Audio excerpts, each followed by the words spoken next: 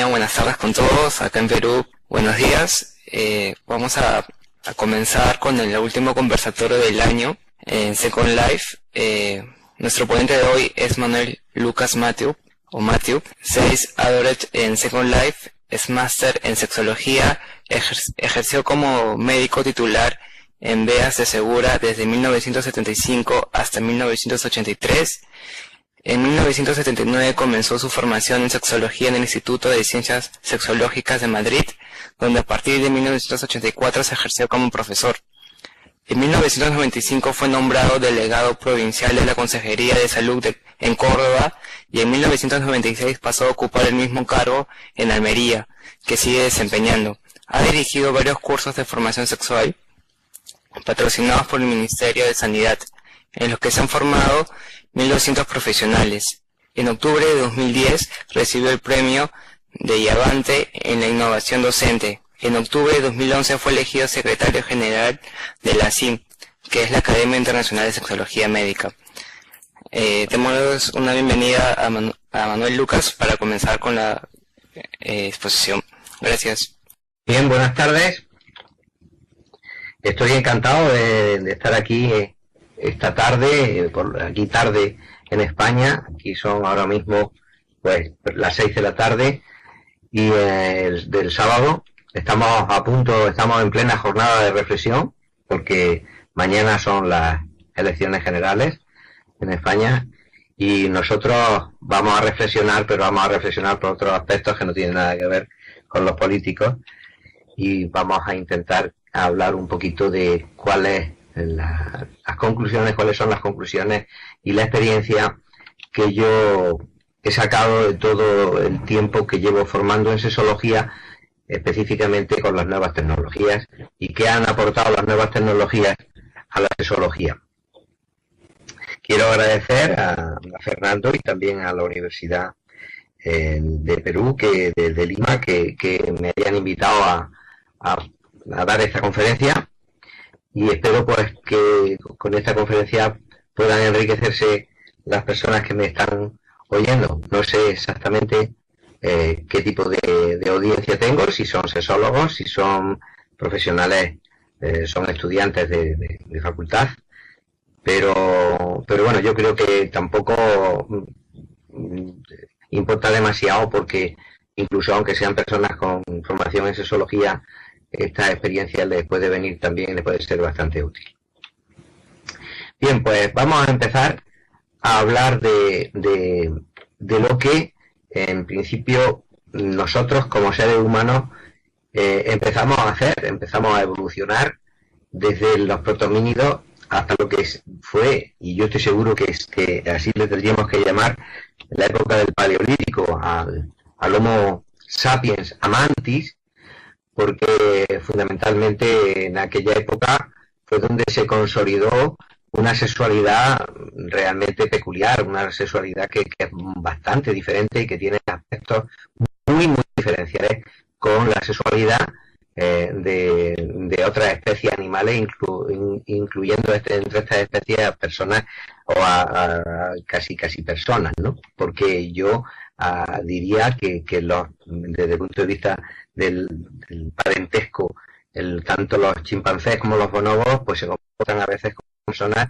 con una identidad personal y por supuesto tienen solamente un 2% de material genético de diferencia con otros. Por tanto, esos son nuestros antepasados y procedemos de la misma rama, pero con ellos nos diferencian cosas importantes. Nos diferencia, por ejemplo, que nosotros tenemos una piel que es la piel más sensible de los mamíferos, incluyendo ellos también, y eso está ahí porque una serie de circunstancias que no son el motivo, podrían ser motivo de otra conferencia, y yo creo que podría ser también muy interesante, pues realmente lo que ocurrió fue que tuvimos una piel que hace que nuestra sexualidad fundamentalmente, a pesar de que la hayamos transgredido de la forma que la hemos transgredido en esta cultura, se basa fundamentalmente en nuestra piel. Por tanto, desde ahí, desde ese Homo sapiens amantis, ya empezamos a descubrir algo importante, que es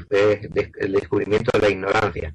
Y cuando descubrimos la ignorancia empezamos a ser sabios y nos llamamos, yo creo que de forma bastante presuntuosa, el Homo sapiens sapiens, ¿no? Si miramos a nuestro alrededor y vemos lo que pasa en el mundo, pues le tendremos que dar la razón a Konrad Lorenz cuando decía que había encontrado el eslabón perdido entre los simios y el Homo sapiens sapiens, y decía, somos nosotros, ¿no? No creo que desgraciadamente no hemos llegado a ese estadio.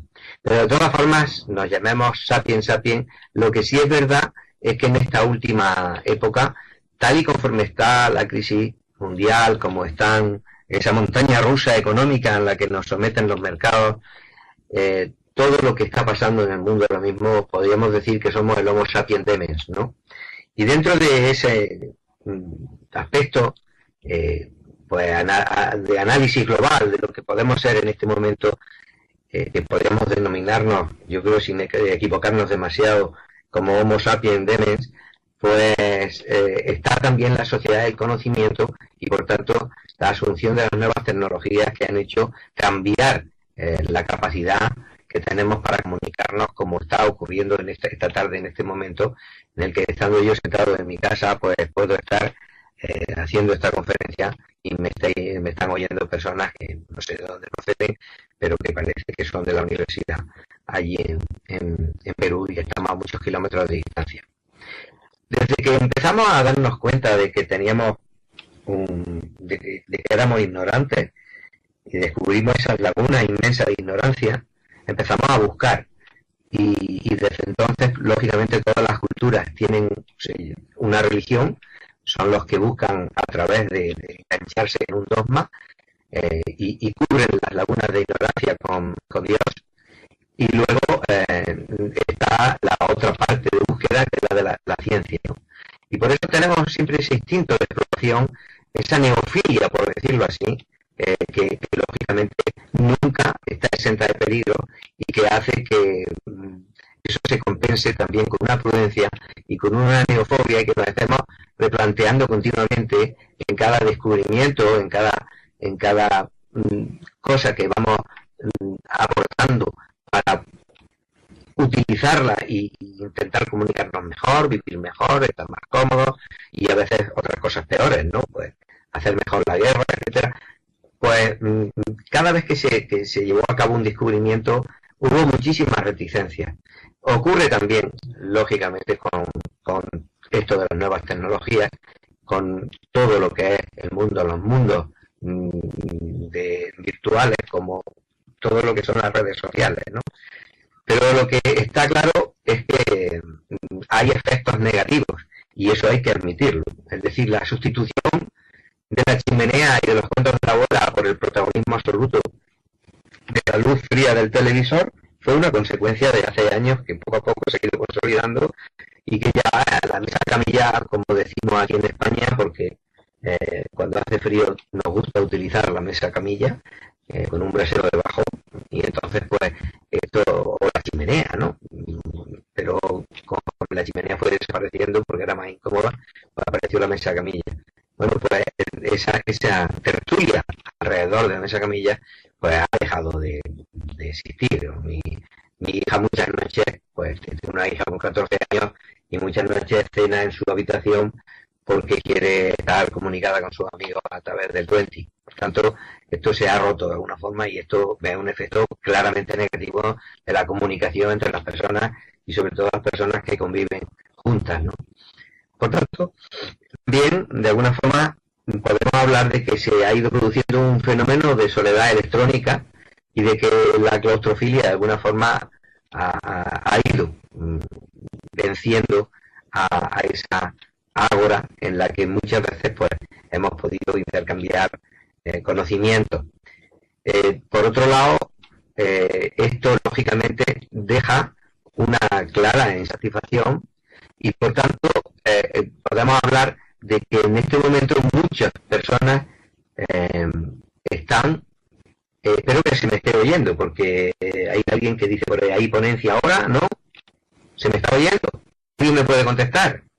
Sí, todo está bien, se escucha. Vale, de acuerdo, pero no va a ser que estoy hablando aquí, que estoy solo aquí en un monólogo, ¿no? Bien, entonces, esta bulimia de sensaciones que precisamente genera la insatisfacción de comunicarnos a veces de forma muy enfocada a una pantalla fría de un ordenador, pues está produciendo otro tipo de problemas y como eso que se ha dado en llamar ahora la adicción al sexo o la búsqueda obsesiva compulsiva de la satisfacción sexual. Yo no creo que exista una adicción al sexo, ¿no? Eso es como decir que exista una adicción a las patatas fritas, ¿no? A que le guste mucho las patatas fritas no es un adicto a las patatas fritas, simplemente le gustan las patatas fritas. La adicción tiene otras connotaciones. Lo que sí es verdad es que a veces se puede convertir en una búsqueda obsesiva y compulsiva. Y esto, qué duda cabe que tiene que ver mucho también todas las cuestiones que se quedan de alguna forma truncadas en esta comunicación que estamos haciendo aquí esta tarde, pero que lógicamente ahora diré también cuáles son las ventajas. No quiero hablar solamente de las desventajas. Hay otro tema importante que está ocurriendo, y esta línea de sensaciones nos está llevando a esto que yo le llamo el síndrome de Eróstrato, que se le llama el síndrome de Eróstrato. ¿Qué es el síndrome de Eróstrato? El Eróstrato era un griego coetáneo de la época de Alejandro Magno, que quemó el templo de Atenea para hacerse notar, y entonces pues se hizo notar. Al día siguiente lo ajusticiaron y dijeron que no se volviera a pronunciar su nombre, ¿no? Pero esa necesidad continua de más parecer que ser, la fuga del yo desde la vida interior a la periferia, que hace que como consecuencia se esté produciendo una pornografía de la intimidad, por ejemplo, en esa necesidad que muchas personas tienen de salir en la televisión y no les importa para eso pues ir a contar sus intimidades, los trapos viejos de la familia, y todo esto se conecta perfectamente con otra especie de pornografía, que es la pornografía de la maledicencia, de la calumnia y del asesinato social, que no vemos con malos ojos. Frente a una película pornográfica que la ponemos 3X, pues un programa del corazón, mal llamado así, en el cual se produce todo este tipo de fenómenos que tienen y que engarzan perfectamente con este síndrome de Eróstrato. Algunas veces pues deberíamos de plantearnos si esto éticamente no es mucho más grave que una película porno, ¿no? Luego, este tipo de comunicación está consolidando un modelo estético marginador, frustrante, patogénico, porque ese modelo está muy extendido gracias a las redes sociales. Las chicas se hacen fotos, las mandan e intentan todas pues estar con ese modelo, acercarse al máximo a este modelo, que está produciendo muchos problemas de dimorfoestesia, dimorfofobia, anorexia mentales, etcétera. Pero yo, dentro de todo esto, que entra dentro del campo de la patología, y no quiero decir ya por los problemas que se producen también de personas que agreden y acosan sexualmente a personas a través de la red y sobre todo menores, ¿no? Esto es otro efecto negativo. Pero en general, quitando a lo mejor elementos que atañen solamente podrían atañer a personas con una cierta patología, en cambio en general yo creo que todos tenemos una amputación de los campos sensoriales, yo diría los táctiles y los cinestésicos, esos que es imposible notar a través de las redes sociales, a través de los mundos virtuales, que a lo mejor con el tiempo y cuando podamos utilizar trajes sensibles seremos capaces, pero de todas formas tampoco. Es decir, esa amputación de los campos sensoriales está ahí y por tanto hay una profundización importante en un desequilibrio que no es natural, porque nosotros tenemos muy desarrollada la vista, somos los únicos, la única, de alguna forma, yo diría mamíferos, pues sí, digo que de todos los mamíferos somos los únicos que tenemos una visión tricromática, es decir, que somos capaces de distinguir 3 colores. Los demás son como daltónicos, por tanto tenemos una vista muy desarrollada. Ese es nuestro sentido desarrollado frente al olfato, que perdió vigor frente a los demás mamíferos, pero el otro sentido es el tacto, es decir, nuestra piel es la piel más sensible, lo he dicho antes, de todos los mamíferos, pero no porque le preguntemos a una vaca si siente más cuando lo tocamos, que nosotros, o menos. Lo sabemos porque si hacemos un análisis histológico de la piel, pues nos damos cuenta de que tiene una mayor cantidad de corpúsculos sensitivos y una mayor variedad de corpúsculos sensitivos. Y es muy curioso porque así nacimos y nos encanta que nos rasquen la espalda y nos encanta que nos abracen y nos encantan que nos toquen, que nos acaricien. Yo a mi hija todas las noches le tengo que dar un masaje en los pies y el día que no se lo doy no me lo perdona.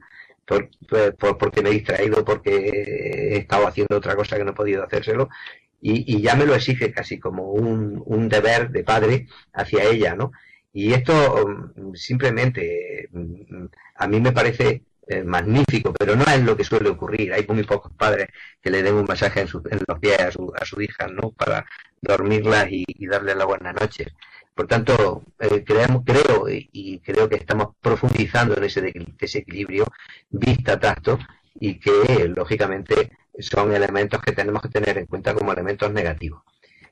Pero qué duda cabe que en este, por supuesto, contexto, las relaciones sexuales, el deseo dentro de lo que es el deseo sexual, que a veces lo hemos simplificado mucho, porque el deseo sexual lo entendemos como eso que nos da de pronto que no nos podemos aguantar, y eso no es verdad. Es decir, el deseo sexual es mucho más allá, es mucho más complejo. Hay un deseo que se llama el deseo de descarga de la tensión sexual, que se ve mucho en las películas cuando no son capaces ni de llegar a la habitación, porque se arrancan las bragas y los calzoncillos ya allí en el pasillo y tal, y entonces esa tensión que muchas veces que dicen, no, esto es masculino y tiene que ver más con la testosterona. No, esto no es más masculino, tiene que ver más con la testosterona. Esto le pasa también a las mujeres y las que me estéis oyendo ahí, sabéis perfectamente que de vez en cuando os da también ese barrunto, ¿no? Y no tenéis ganas de minimalismo en ese momento, ¿no? Pero luego hay otro deseo que es importantísimo y que nos atañe también a todos, que es el deseo de ser deseado. El deseo de que te deseen y que tiene que ver mucho con el síndrome de Eróstrato al que me refería antes. Esos dos deseos pueden verse compensados a través de las redes sociales y a través de las pantallas de los ordenadores, porque de alguna forma alguien se puede masturbar mientras que se hacen relaciones sexuales a través de Second Life, ¿no? De alguna forma también una persona incluso es capaz de vencer sus timideces y sentirse deseada a través también de Internet. Pero la sed de piel, la necesidad de que nos toquen y nos acaricien, eso no es posible satisfacerlo con el mundo en el que nos encontramos en este momento, ¿no? Pero lógicamente también hay elementos que son positivos. Esto ha dado lugar a que estemos donde estamos en este momento, a que el mundo sea un pañuelo comunicativo, a la globalización de la comunicación, y esa globalización puede tener efectos negativos, pero también los puede tener positivos, como el hecho y la posibilidad de que yo no me haya tenido que desplazar a Perú para dar estas conferencias, ¿no? Luego, sí que es verdad, en esto que hablábamos del deseo de ser deseado, ese deseo que es tan importante y que dicen, no, es que es muy, muy femenino, no, porque Casanova y don Juan Tenorio ese deseo lo tenían patológico, casi compulsivo. Ellos no deseaban coleccionar, echar polvos con muchas mujeres, no, ellos lo que coleccionaban eran deseos de las mujeres hacia ellos. Tanto Casanova como muchos Casanovas y como muchos Juan Tenorios y también como muchas mujeres Casanovas que hay por la vida, ¿no? Y ese deseo está ahí, muy fuerte. Lo necesitamos que nos digan que te quieren, que te adoran, que eres interesante, que eso cuando echas un polvo y después nadie te dice nada más que ala, después te das media vuelta, casi todo el mundo se queda bastante poco satisfecho. Bien, pues la oportunidad para los menos capacitados en las relaciones humanas interpersonales, en el tú a tú, pues está aquí, ¿no? Hay personas que se relacionan aquí mucho mejor y que así vencen la timidez, los complejos, la discapacidad comunicativa. Y todo esto pues está vencido de alguna forma al principio por el anonimato, pero luego después ya, cuando se ha vencido eso, pues se pueden producir acercamientos, también con sus peligros a veces, pero otras veces pues con resultados que suelen ser bastante satisfactorios, ¿no? Por otro lado, sí es verdad que por tanto, todo esto ha hecho cambiar el modelo de cortejo sexual y está facilitando la desinhibición social a la hora de relacionarse con los demás. Y también, que duda cabe, hay nuevas formas de experiencias sexuales. Yo recuerdo cuando entré por primera vez en Second Life, pues me invitaron, me encontré con un grupo de españoles que hay que se llaman Swinger, que es un grupo cachondo, que están ahí, tienen una pequeña trozo en una islita y se dedican pues a hacer orgías, ¿no? Y yo no había hecho nunca nada de esto, porque yo estaba con todo esto de la docencia y tal, y allí me regalaron un pene enorme, me lo puse y allí estuve, y la verdad es que incluso resultó hasta excitante, ¿no? Pues son nuevas formas estoy oyendo a alguien cantar por ahí, ¿no? No sé. ¿Alguien ha expresado algo o es que ha habido una interferencia? No lo sé. Bueno, hay una gran... ¿Ah, tú no has oído nada? Dice sí. Bueno, algo sí he oído. Alguien ha expresado algo que se ve que se está... y alguien se está riendo ahora también porque se ve que lo que estoy diciendo o le hace gracia o le pone. Bien, hay una gran accesibilidad, por otro lado, a la información sexual. Es verdad que desordenada. Es verdad que está ahí y que, bueno, a veces pues la información sexual que cogen las personas jóvenes, por ejemplo, pues la cogen de todos sitios y es un mare magnum sin que nadie se lo ordene y a veces se convierte en indigerible. Pero bueno, yo creo que es mejor que haya accesibilidad a la información sexual que no, y así las personas aprenden además a discernir y a usar su libertad para ello, ¿no? Y luego, por supuesto, lo que yo he encontrado aquí son unas nuevas perspectivas para la formación en sexología y en salud sexual y para la educación sexual que vencen dificultades que realmente antes era imposible vencer.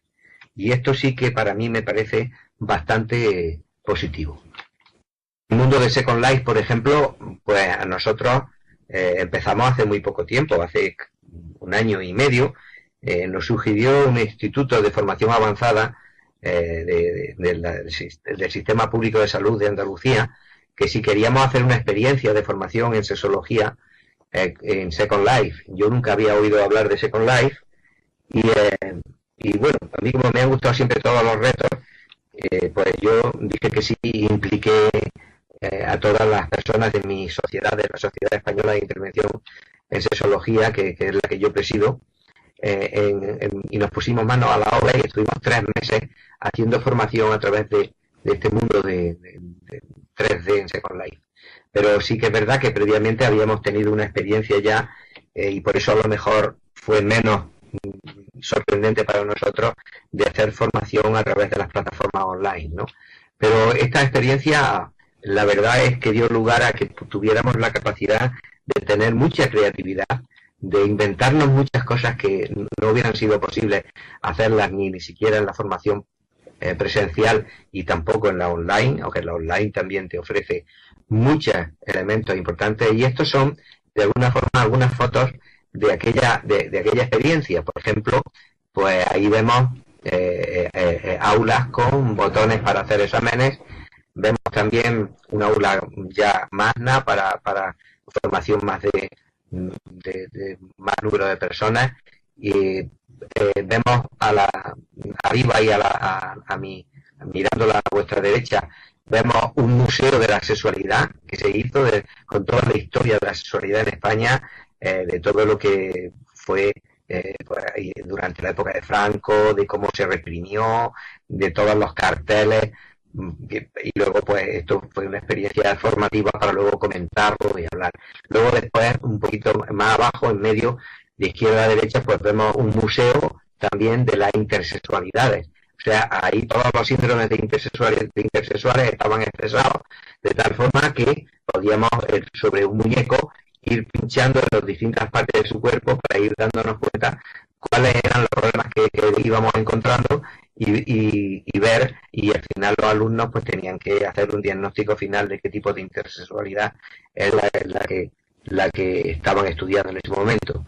Luego en el centro vemos también una sala de exploración en la que se hace un estudio de la intumescencia nocturna, por medio de un estudio del sueño, para ver todo lo que son las fases REM del sueño, donde se producen erecciones y por tanto para estudiar si hay problemas orgánicos o no en una disfunción eréctil en un hombre. En medio y a la derecha vemos también salas clínicas donde se hacían pues role-playing de clínica, pues para que los alumnos y las alumnas pudieran enfrentarse a un caso diferente con enfermos simulados y con lo cual pues después estaban tutorizados para ver cómo habían actuado.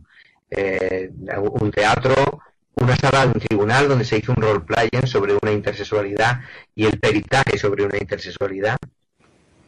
Y la última foto que vemos ahí, pues es un trivial con preguntas y respuestas sobre enfermedades crónicas y disfunciones sexuales, ¿no? Bueno, pues veis un ejemplo de todo lo mucho que nos dio esta creatividad. Pues se formó un grupo de personas que estaban dedicadas a diseñar o a crear lo que queríamos desde la sexología, y otro grupo de personas técnicos que todo lo que le íbamos pidiendo ellos lo iban plasmando, o nos iban diciendo esto no es posible o esto sí es posible, y lo iban plasmando en la isla de Iavante para que fuera posible después, durante todo el curso que duró 3 meses, ir haciendo todo este tipo de cosas que os estoy mostrando.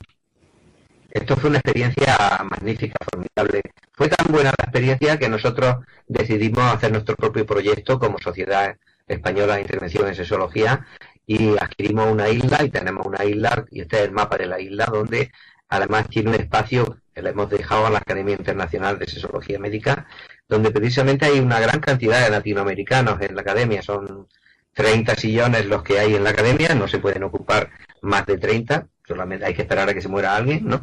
Por eso somos todos un poquito mayores, algunos, yo soy de los más jóvenes, pero son todos bastante mayores, y entonces pues le hemos dejado ahí un rincón para que la Academia también desarrolle su actividad.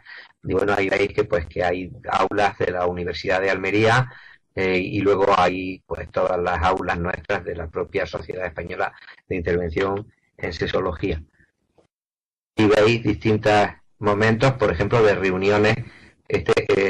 Vemos aquí una clase arriba con alumnos, otro donde está nuestra sala de juntas de la propia, donde estamos analizando un proyecto en este momento estábamos analizando un proyecto de un máster en educación sexual que vamos a hacer y otro máster de terapia sexual que vamos a hacer para Ecuador, y que vamos a empezar a desarrollarlo a partir de enero. A desarrollarlo, no yo, a impartirlo. Ahí abajo está la sala de juntas de la Academia Internacional de Sexología Médica, donde, por ejemplo, todos los lunes nos reunimos la junta directiva y luego cada mes, el día 4, por ejemplo, tendremos una reunión de todo el plenario de la Academia Internacional de Sexología Médica. Este espacio también está diseñado para hacer un congreso. Lo teníamos pensado hacer este año, pero lo vamos a posponer para el año que viene, porque son tantos eventos los que tenemos entre manos que ya no nos da tiempo casi organizar nada más, ¿no? Pero el año que viene queremos hacer una especie de congreso para hacerlo en Second Life. Bueno, quiero decir que el curso que hicimos con Iavante tuvo un total de 61 alumnos, 56 pasaron los 3 meses de formación, y quiero decir que esto fue importante. Y luego la formación e-learning que hemos hecho también, pues fijaros qué cantidad de alumnos también hemos tenido al mismo tiempo. La satisfacción ha sido importante, ha sido muy alta. Los resultados también de esa satisfacción de los alumnos con los docentes ha sido muy alta. La satisfacción de los propios docentes ha sido alta a pesar de las dificultades técnicas. Y en definitiva, la formación que hicimos en Second Life pues ha sido también de una satisfacción muy alta del 92,86%. Quiero concluir porque no quería hacer una charla muy larga, porque quiero que hagamos más una especie de charla-debate, que sería mucho más interesante, y yo estoy hablando todo el rato.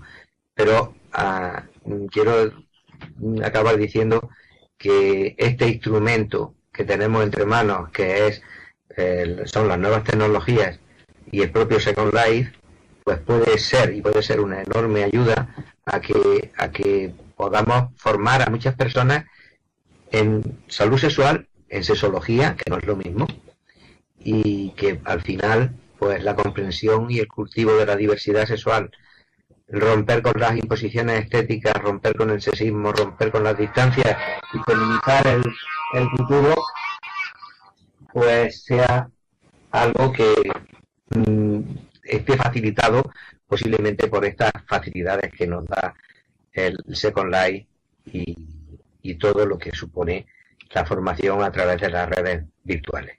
Muchísimas gracias y espero vuestras preguntas y vuestras dudas, sugerencias, mosqueos y todo lo que vosotros queráis.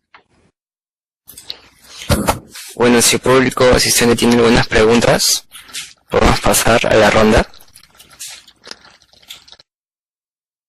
Manuel, ¿alguno de ustedes tiene algunas preguntas? Bueno, ¿lo pueden hacer por el chat? No preguntas. Bueno, se ve que no hay muchas dudas de lo que he estado planteando. He querido hacerlo rápido precisamente para que pudiéramos hablar.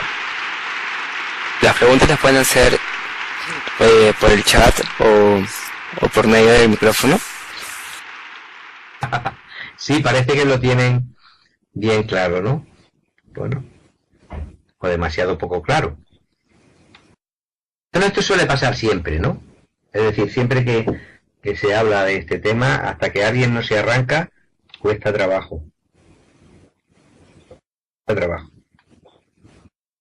Manuel, yo tengo una pregunta. ¿Qué rol o qué función cumplen tal vez las redes sociales o estas plataformas social media en la influencia o en el desarrollo de una buena salud sexual en los jóvenes especialmente, ¿no? Que paran inmersos dentro de estas redes sociales? ¿Cómo les influye dentro de su desarrollo sexual? Bueno, yo creo que antes he dicho un poquito que hay ventajas y desventajas. Es decir, las redes sociales le facilitan la comunicación. Sobre todo hay muchos chavales que en una época donde el modelo estético dominante, no lo digo desde el punto de vista físico solamente, sino también desde el punto de vista intelectual y desde el punto de vista de lo que es la estética social que cada uno podemos tener, ¿no? Porque uno puede ser muy guapo, pero si yo vengo aquí y empiezo a hablar y digo buenas tardes, ¿no? Me sale ahí una voz un poco erótica, ¿no? Pues realmente todo eso influye en que las personas tengan muchísimos complejos, y curiosamente además los que más complejos tienen son los que más se acercan al modelo estético dominante, porque los demás ya, yo que tengo 62 años, como tú comprenderás, pues ya no tengo mucho en qué preocuparme del modelo estético dominante. Yo practico ahora mucho el sexo oral. El sexo oral me refiero a que lo que estoy haciendo esta tarde, claro, es bastante eficaz porque en una hora pues suelo satisfacer a muchas personas, ¿no? Pero sí que es verdad que las personas que se acostumbran solamente a relacionarse a través de las redes sociales y a través de la pantalla del ordenador, pues acaban teniendo una amputación importante de sus campos sensoriales y acaban perdiendo bastantes capacidades. Pero sí que es verdad, por otro lado, que si eso lo compensan con encuentros posteriores, con todos los peligros que eso conlleva, pero cuidándolo bastante, pues de alguna forma el cortejo puede estar de alguna forma también facilitado por esta comunicación, ¿no? Por tanto, desde ese punto de vista, bien, desde el punto de vista de la información sexual, yo creo que los jóvenes reciben mucha información y de todo tipo, y a veces pues son malas informaciones, porque preguntan en los chats y demás, y responde quien no sabe responder. Pero desde luego, si yo creo en algo, en lo que tiene que ser la educación sexual, es la educación para la libertad, es decir, para que las personas puedan moverse en libertad. Y la libertad está basada fundamentalmente en dos cosas. Una es la capacidad para elegir, pero otra es el conocimiento. Y desde luego, si a través de las redes sociales, aunque encuentren elementos que sean negativos para su conocimiento, son capaces de aumentar ese conocimiento que antes estaba hurtado a los jóvenes, pues porque eso era algo tabú, pues no está nada mal. Es decir, yo creo que en ese sentido, bien, no estaría mal que luego, pues, en los institutos y en los centros de formación y de enseñanza, pues todo esto se matizara con facilitándole la digestión de todos esos mensajes que a través de las redes los jóvenes reciben. Por tanto, desde el punto de vista de las relaciones interpersonales, pueden ser facilitadoras, pero también no están exentas de peligro.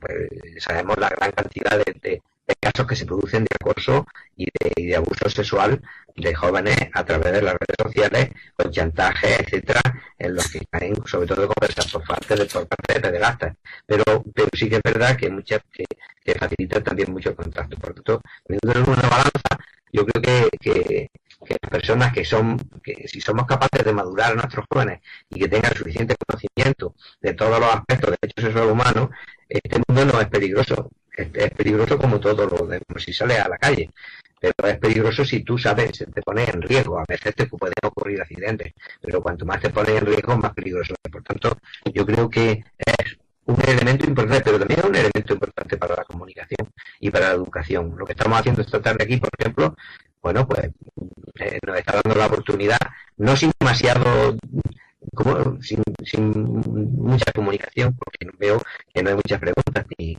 nadie, aparte de la tuya, ¿no? Pero me parece que esto lo facilita. Y qué duda cabe que, por ejemplo, como están diciendo algunos en el chat, que personas con discapacidad, presos, personas que tienen impedido por sus condiciones el poder salir, el relacionarse con los demás también, yo creo que es una oportunidad para ellos. Por lo tanto, como todo tipo de instrumento, como pasa con el teléfono, como ha pasado con la televisión, como la neofilia que está ahí, y siempre de alguna forma hay que matizarla con esa neofobia prudente, no castrante, que hace que las cosas puedan ser útiles y puedan ser importantes para el avance de todo lo que hacemos y para nuestro disfrute en general, ¿no? Pero yo creo que los jóvenes tienen menos amenazas que oportunidades dentro de Internet, ¿no? Por lo menos yo lo pienso así. ¿Qué opina del uso de ciertas tendencias? Ya no estamos hablando solamente de los jóvenes, sino de todo el mundo en general, ¿no? Si hay algo que los seres humanos a veces nos gustaría hacer, es poner en práctica algunas de las fantasías que tenemos, ¿no? Y esas fantasías a veces pues están truncadas pues, por las normas sociales y por todo lo que son pues las timideces y demás. Bueno, pues este es un lugar donde se pueden poner, por ejemplo aquí yo lo veo y la experiencia que yo he tenido algunas experiencias interesantes. Por ejemplo, yo me he hecho un avatar femenino y me he ido a los mundos de sexo y no aguanté nada más que una tarde, tengo que decir, O sea, yo ahí he comprendido muchísimo mejor a las mujeres, porque he sentido una enorme vergüenza por el sexo masculino, por mi propio sexo, porque aguanté una tarde y no he vuelto a utilizar más el avatar femenino, porque era tal la cantidad, más que del acoso, que también, sobre todo de las idioteces y las gilipolleces que he tenido que oír por parte de hombres hacia mí, que yo no suponía que era una mujer, y además una mujer, mi avatar estaba bastante bien, estaba bastante sexy, ¿no? Y no lo he vuelto a utilizar, sí, he sentido mucho más acoso con mi avatar femenino que con el masculino. Digo que es una experiencia muy corta porque no la he aguantado. No la he aguantado por una razón, porque yo a través de la sexología me ha facilitado descubrir mi parte femenina, porque los hombres somos el 99% mujeres, más un poquito de testosterona y punto, ¿no? Y esto lo he descubierto estudiando muy profundamente los procesos de sexuación. Y yo esa parte más femenina la he descubierto, y entonces la capacidad para sentir, para para ser sensible a las cosas y demás, la ha ido de alguna forma, pues yo estimulándola, volviéndola a descubrir y desembarazándome de esa masculinidad impuesta que realmente es una masculinidad que no es propia de nosotros, sino que nos la imponen, porque en la sociedad occidental y en nuestra cultura occidental ser masculino se vive en imperativo, no en sustantivo, es decir, nos dice desde pequeño, sé un hombre, y tienes que ser un hombre y no demostrar nunca debilidad, no llorar, y demostrar poder hasta en la cama, ¿no? Entonces, esa parte que yo he descubierto no me ha dejado, de verdad, seguir con mi experiencia, que me hubiera gustado, pero es que me pareció tan horrible que decidí desde aquel momento no volver a utilizar el avatar femenino. Dice, no corre peligro de cosas que puedan desembocar en algo más peligroso, da el primer paso aquí. La esclavitud, por ejemplo, los coreanos. Bueno, yo creo que, vamos a ver, en mi tierra dicen una cosa que no sé si la vais a entender en Sudamérica. Dicen, el que nace cochino se muere marrano, ¿no? Bueno, cochino y marrano es lo mismo aquí, es un cerdo, ¿no? Es un animal. Dice, el que nace cochino se muere marrano. Bueno, yo creo que las personas que desarrollan aquí sus habilidades o sus fantasías que van más allá de lo que podría ser el borde no peligroso y no agresivo con uno mismo o con los demás, lo van a hacer de todas formas también con Second Life o sin Second Life. Y os voy a decir una cosa, yo estoy completamente convencido que muchas personas que lo hacen aquí ya se quedan satisfechas y de alguna forma no se ven tan presionadas para llevarla a cabo en la vida real, por lo cual pues a lo mejor puede ser una vía de escape para este tipo de personas, ¿no? No sé qué, a ver cuántas preguntas me habéis hecho porque la he ido, me pongo a hablar. Tengo una amiga transexual, una persona que sufre mucho. ¿Se podría hacer una charla para la gente que sufre ese tema? Por supuesto que sí se puede hacer una charla. Yo fui de la comisión de que aquí en Andalucía, de expertos que hicimos para que se pudieran implantar un programa de tratamiento quirúrgico y hormonal y también sexológico de los transexuales de forma gratuita. Es decir, aquí en Andalucía es la única comunidad autónoma en España que tratamos la transexualidad en todos sus aspectos, incluso en el quirúrgico. Y yo formé parte y he aprendido mucho de transexualidad. Y bueno, esta vivencia tan tremenda que es vivir dentro de un cuerpo que tú no sientes como tuyo es quizá una de las vivencias más crueles, porque es la cárcel más cruel de la que no te puedes escapar, ¿no? Y sí que podríamos un día hablar de la transexualidad, porque es un tema que a mí me ha interesado muchísimo y porque yo he investigado mucho sobre todo lo que son los procesos de sexuación, ¿no? Dice, pregunta, ¿cómo evoluciona el tema sexualidad en tu experiencia en los países latinoamericanos? ¿Cómo es con respecto a la evolución de España y qué se debe hacer para ahora? Bueno, yo creo que en los países latinoamericanos hay un doble discurso, igual que el que tenemos en España, pero allí está más profundo, ¿no? Es decir, es muy curioso. En los países sudamericanos se dice poco, pero se hace mucho. Aquí se dice mucho y se hace poco. Eso es lo que yo creo, en general, que he descubierto en la experiencia con los países latinoamericanos. Es decir, vosotros en Latinoamérica sois bastante más cercanos, como decimos en España, más cachondos, ¿no? Pero luego tenéis bastantes tabú, hasta tal punto que, fijaros, íbamos a hacer un convenio con la Universidad de Chile, desde la Universidad de Almería, para hacer un máster de sexología, y ellos tenían allí un máster, y hemos tenido un pequeño desencuentro, por decirlo así, que yo creo que se va a solucionar, pero porque yo me enfadé mucho, porque he estado en Chile hace poco, y estuve hablando con ellos, y ellos tienen un máster que se llama máster de sexualidad, ¿no? Entonces yo no entendía eso, porque ¿qué es un máster de sexualidad? Es que, mirar, confundir la sexualidad con la sexología es como confundir la cordialidad con la cardiología, ¿no? No, o sea, la sexualidad son vivencias y la sexología es una ciencia. Entonces, ¿cómo yo hago un máster de sexualidad? Bueno, sí, puedo hacerlo, pero entonces, pues en el máster habrá que follar y cosas de esas, ¿no? Para poder tener las vivencias y mejorar nuestra capacidad para vivenciarlas.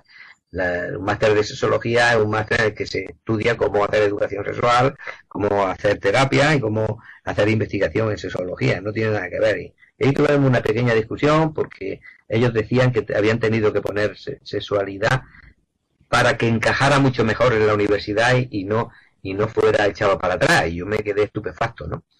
Pero es curioso. Yo esto lo he visto a nivel del lenguaje nada más. Porque a nivel de los hechos, vuelvo a repetirlo, tengo la impresión de que allí se hace bastante más que aquí, aunque se dice menos que se hace. Y luego, yo no sé si soy muy tímido, pero soy más cercano. Aunque me llama la atención una cosa, porque yo cada vez que voy a Latinoamérica, cuando voy a dar besos, de saludar a alguien, me quedo con una cara puesta, porque si nosotros aquí damos 2 besos y vosotros dais 1, con lo cual pues me quedo siempre con la cara puesta, hasta que me voy acostumbrando, y llevo allí 3 o 4 días y ya me voy acostumbrando al tema. Pero luego, del machismo en Latinoamérica, pues yo creo que el machismo en Latinoamérica simplemente tiene una diferencia con el machismo en España, y es que está menos matizado. Pero aquí existe igual. Lo que pasa es que aquí lo matizamos más porque aquí socialmente está peor visto, y entonces pues los machistas se esconden en fórmulas nuevas de neomachismo que luego pues se expresan en cosas tan importantes como las que estamos viviendo, que es raro el día que no muere una mujer en España por violencia contra las mujeres. Por eso me gusta hablar de violencia de género, porque no se entiende bien. Yo prefiero hablar de violencia contra las mujeres, ¿no? Bueno, pero con los besos en Japón, bueno, sí, se frotan, sí. Bueno, los besos en el mundo entero, la actual es muy diferente. Pero no tiene mucho que ver, ¿no? Porque yo recuerdo cuando llegué a hacer un estudio de campo de antropología a la Micronesia, que los niños de la isla de Yuque, cuando llegué a la isla, una isla pequeñísima, me hacían con la mano un signo que aquí, poniendo hacia arriba, cerrando el puño, poniendo hacia arriba el pulgar y el índice. Eso aquí significa ponerte los cuernos o algo así, ¿no? Como algo, pues, como ofensivo. Y en cambio allí significa más blanda, ¿no? Eso todas estas cosas son muy diferentes de unos países a otros, pero lo que sí es verdad es que la necesidad de que nos toquen y de tocarnos y de llegarnos la tenemos en todos sitios igual. Lo que pasa es que cada uno la expresamos de forma diferente. En Latinoamérica siempre se ha estereotipado a las mujeres, especialmente de publicidad, siempre se las relaciona como un objeto sexual. Bueno, yo creo que aquí también. Aquí lo que pasa es que luego aquí las feministas son muy batalladoras y salen enseguida poniéndose en contra, pero la tendencia aquí a utilizar este tema es también importante. Yo creo que la diferencia del machismo latinoamericano es que está menos reprimido, pero no quiere decir que sea más. No, está menos reprimido, perdón. Lo que quería decir es que allí está menos reprimido que aquí.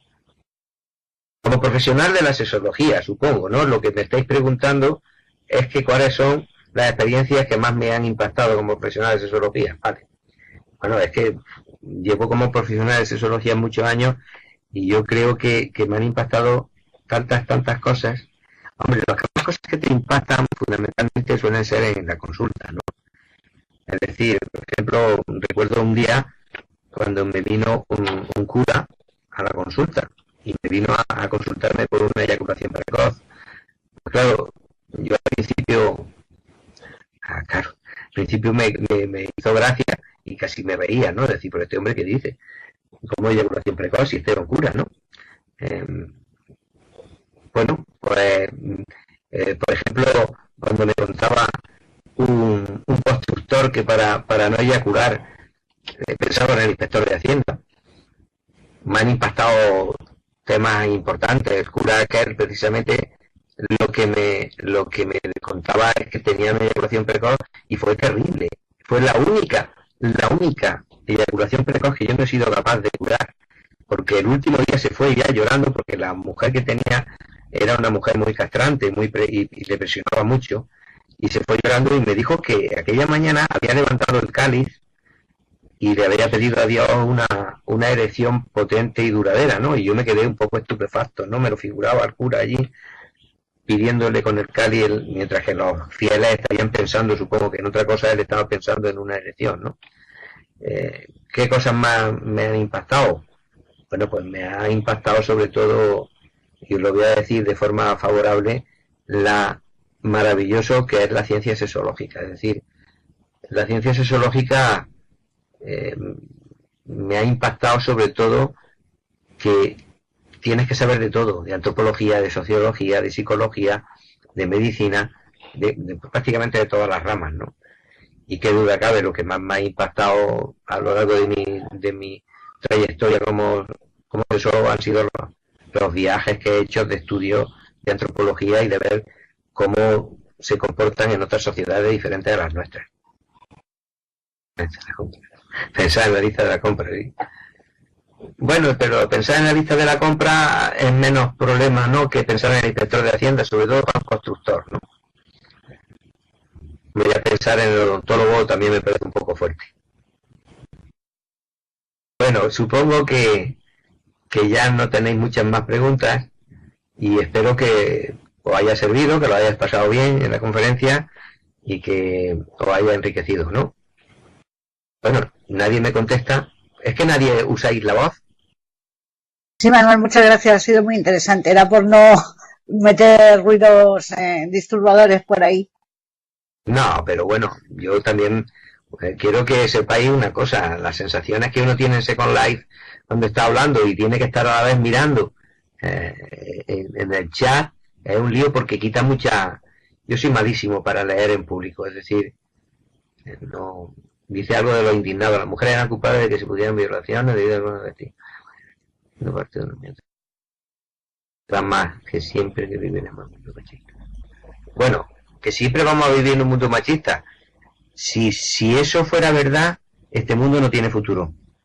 Estoy completamente convencido de ello. Porque resulta que el mundo así seguirá siendo muy agresivo y cada vez, lógicamente, con los problemas que tenemos económicos, sociales y con las armas de las que disponemos, esto no pinta nada bien. Yo creo, lo que yo he podido comprobar a través de mi estudio de antropología es que las culturas que son más pacíficas son las culturas donde las relaciones sexuales, donde los derechos sexuales y donde el grado de salud sexual es más alto. Y también eso a la vez coincide con las culturas donde la mujer tiene y lo femenino tiene un gran protagonismo. Por tanto, si eso no es así, esta cultura está abocada a una mayor agresividad que va a ir creciendo conforme vayan creciendo los problemas que nos están acuciando en este mundo gobernado por un mundo neoliberal, cruel, totalmente insolidario, en el cual estamos metidos y que desde luego llegará un momento en que las personas, los indignados la indignación sea tan grande, la de los indignados, que al final esto acabe mal, ¿no? Bueno, ya que tienes otra pregunta, Marco Carrión te dice, ¿qué opinas del comercio de objetos con animaciones sexuales aquí en Second Life? Aparentemente es uno de los mejores negocios. Bueno, yo creo, vamos a ver, el comercio de objetos y esto, pues, todo como todo en esta vida depende de cómo se utilizan, ¿no? Pero yo creo que bien, creo que la gente, pues, aquí se lo pasa bien, y entra, yo lo he visto, ¿no? La gente se lo pasa bien, hay gente que gana un poquito de dinero, bueno, pues no hay gran problema. Mirad, a mí el tema de la pornografía y demás, lo único que me disgusta de ese tema es que es muy mala, es decir, mala desde el punto de vista de aburrida, ¿no? Es que en la pornografía se ponen y empiezan pim pam, dale que te pego, meten el pene dentro de la vagina o dentro de la boca y están así media hora y llega un momento que dice, bueno, pero bueno, no hay nada más aquí, joder, ¿no? Es decir, es horrible, es una consolidación de un modelo genitalizado, falocrático, machista, de relaciones sexuales, que es lo que me molesta de la pornografía. Si la pornografía estuviera hecha de otra forma y en la que tuviera también un papel importante otras cosas y lo femenino, por supuesto, pues sería deliciosa, ¿por qué no? Es decir, yo creo que el problema de la pornografía es cómo está hecha. El problema del uso de los objetos sexuales es cómo se use. Pero en sí, ni los objetos son malos, ni el exhibir las relaciones sexuales tampoco. Moisés se pregunta, según su opinión, el liberalismo es el problema de que exista machismo.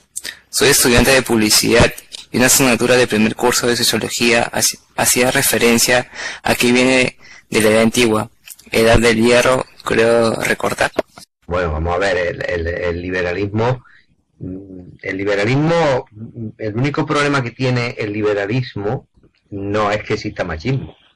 El problema del liberalismo, y entiendo por el liberalismo de los mercados, porque el liberalismo de las personas a mí no me parece nada malo, ni es un problema.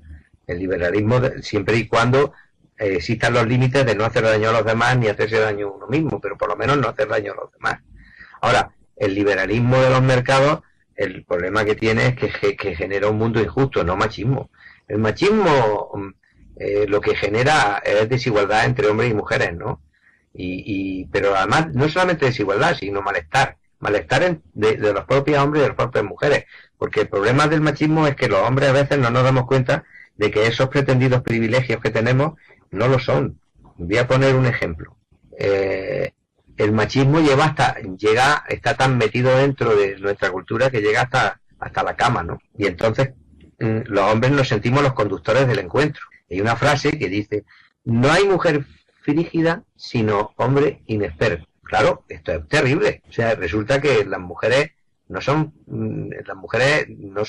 responsables de su cuerpo, no, somos nosotros. Es decir, y así se da el caso de que los hombres pues andan como locos intentando buscar el orgasmo en la mujer, y las mujeres pues como no pueden tenerlo porque la forma en que se lo busca el hombre, que es con un coito y dale que te pego y sin hacer otra cosa, pues no acaba llegando al orgasmo, pues el 60% de las mujeres alguna vez en su vida han simulado un orgasmo. Esto es terrible, y a los hombres nos viene fatal, porque nos genera una ansiedad de rendimiento pues, increíble. Si los hombres tuviéramos menos necesidad de mostrar poder en la cama y de dejarnos hacer y de disfrutar un poquito sin tanta ansiedad de rendimiento, nos iría bastante mejor. Por tanto, el machismo no nos viene bien a ninguno, ni a los hombres ni a las mujeres. Sí, el liberalismo económico, la ideología, es lo que ahora mismo supone que estemos en una especie de montaña rusa económica, que no sabemos dónde va a acabar, y que al final los mercados, esto a mí me produce una sensación muy extraña. Es como, dice, ¿quiénes son los culpables de la crisis? Y todos coincidimos en que los culpables de la crisis son todos los que han hecho leyes desreguladoras de los mercados. Bueno, pues ahora, ¿quién viene a arreglar la crisis? ¿Quién pone recetas para la crisis? Los propios mercados. Mandan narices. Es como si a una persona le pegan un martillazo en la cabeza y luego, para curarle la herida de la cabeza, viene y aparece un señor con un martillo en la mano. Esta es la sensación que yo tengo, ¿no? Pregunta de Libestrán, ¿la sexología como ciencia se acerca más a la psicología clínica o a los estudios de psicoanálisis? Bueno, la sexología como ciencia se acerca a ambas cosas. ¿Por qué? Porque el psicoanálisis nos aporta a la sexología sobre todo pensamiento, sobre todo metafísica, sobre todo elementos de debate, todo lo que supone el debate psicoanalítico de Freud, Herbert Marcuse, Wilhelm Reich, Brown, Adler, bueno, todos los psicoanalistas que de alguna forma han opinado sobre este tema, ¿no? Y en cambio la psicología clínica nos lleva a la práctica para intentar solucionar los problemas de las personas. Por tanto, yo creo que la psicología como ciencia se acerca a ambas cosas. La primera para reflexión, o sea, la psicología clínica para la práctica y el psicoanálisis para la reflexión. Yo lo siento mucho que algún psicoanalista me esté oyendo y me diga que también el psicoanálisis puede llevarte a la práctica, pero creo que el psicoanálisis como reflexión es mucho más útil a la sexología que para la práctica. Para la práctica me refiero de la terapia sexual y de la clínica sexológica. Bien, pues, ¿Una otra pregunta? Sí, ¿una otra pregunta? Bien, pues yo quiero ya deciros para terminar que ha sido un placer estar aquí esta tarde con vosotros, compartir esta tarde en España, el sábado, supongo que allí mañana, supongo, ¿no? ¿Qué hora es ahora mismo en Perú? Es la 1 en punto. La 1 en punto. Bueno, vosotros estáis a punto de comer, sí. Y yo estoy a punto de terminar y de irme al cine. Entonces, que ya van a ser las elecciones mañana. Sí, van a ser las elecciones mañana. Muy bien, muchísimas gracias muchas gracias por vuestro aplauso y también por vuestra atención. Hasta otra, y cuando queráis, pues si queréis alguna vez más, aquí puedo estar de nuevo con vosotros con algún otro tema que os pueda interesar.